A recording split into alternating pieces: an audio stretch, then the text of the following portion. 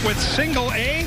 And a good matchup with Parker Prairie and Springfield. And early on, Parker Prairie, Zach Goppa, the RBI single, scores McDaniel. It was 2-1 in the bottom of the sixth, but Springfield, who got beat in the championship game last year, looking for some revenge. Carter Cook with the RBI single. This is the top of the 11. Look at the close play at the plate. Just getting under the tag is Peischel, and they would go on to a 4-2 victory.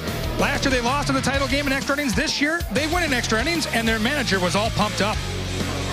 It's been a balanced effort the entire year. Obviously, we have some guys that did extremely well, but what I'm proud of is a guy like Isaac Fink coming up in that last at-bat. Struck out 3 times, but just battling up there, and see him get that hit, that crucial run across, was a big deal for just a 9th grader. Now let's move on to 2A. Belle Plaine versus Minnehaha Academy. And early on, Minnehaha's Alexander Jordan gets the RBI single. It made it 4-1 in the top of the 5th.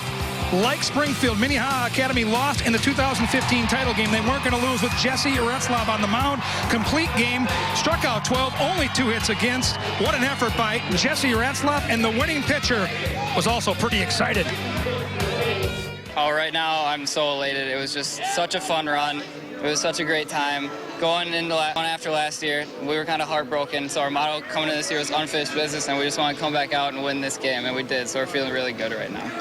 Congrats to those guys. You like Cinderella stories, you're going to like the Henry Sibley story. At one point, they were 4-14 on the season. Championship game, Buell, the RBI single with a throwing error, scores 2 runs. It's 6-2, top of the 3rd. They finished the season winning 11 of 12, and the celebration is on. From nowhere, they come back to beat Mahtomedi to win 8-4, and their manager talks about an unbelievable run to the championship game.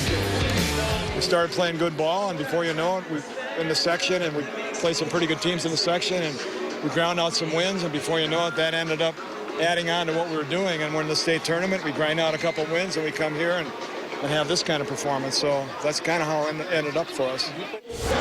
In 4A, it's been a great year to be a Wayzata Trojan. Their AA hockey team on the boys' side won it. Terry Steinbach, the first base coach, very familiar face here to local baseball fans, watches on as they try to wrap up a baseball title. Griffin Schneider, the RBI single, scores Danny Dees, 3-1, top of the 4th. Then it was all about the pitcher, Tommy Scoro.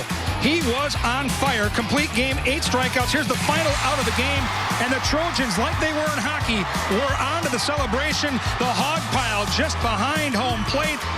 And their winning pitcher, with that complete game, reacted to this state title.